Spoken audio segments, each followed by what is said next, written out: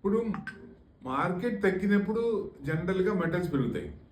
కానీ మార్కెట్ పెరిగినప్పుడు మెటల్స్ పెరుగుతున్నాయి, మార్కెట్ తగ్గినప్పుడు మెటల్స్ కూడా తగ్గుతున్నాయి. ఎందుకు? ఎందువల్ల అంటే ఇప్పుడు కింద కొన్నాళ్ళు ఉంటారు కొంతమంది.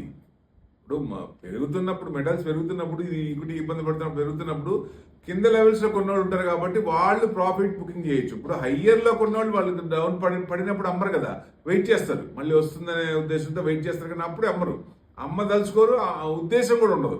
సో ఈ లెవెల్లో కొంచెం ఉన్నోళ్ళు ఏదైనా షార్ట్ కానీ ఆల్రెడీ ఉన్నోళ్ళు ప్రాఫిట్ బుకింగ్ కానీ ఇట్లా ఉంటాయి కాబట్టి మార్కెట్తో పాటు నిఫ్టీ పడుతున్నప్పుడు గోల్డ్ సిల్వర్ కూడా పడుతూనే ఉన్నాయి, పెరుగుతున్నప్పుడు అవి పెరుగుతూనే ఉన్నాయి. అంటే యాక్చువల్గా రివర్సల్ ఉంటుంది, ఇన్వర్స్లీ ప్రపోర్షనల్. అంటే ఇది తగ్గినప్పుడు అది పెరుగుతుంది, అది తగ్గినప్పుడు ఇది పెరుగుతుంది. సో అలా ఉంటుంది. కానీ ఒక్కొక్కసారి ఒక్కొక్క టైంలో కొంత యాక్టివేషన్ బట్టి ఉంటుంది కాబట్టి కొంతమంది మార్కెట్ పడుతున్నప్పుడు అక్కడ కూడా ప్రాఫిట్ బుకింగ్లో వచ్చినప్పుడు కొంచెం తగ్గే ఛాన్సులు ఉంటుంది. అదే రకంగా ఈరోజు మార్కెట్ మైనస్లో ఉన్న మెటల్స్ కూడా కొంచెం మైనస్లో ఉండటానికి కారణం ఇదే.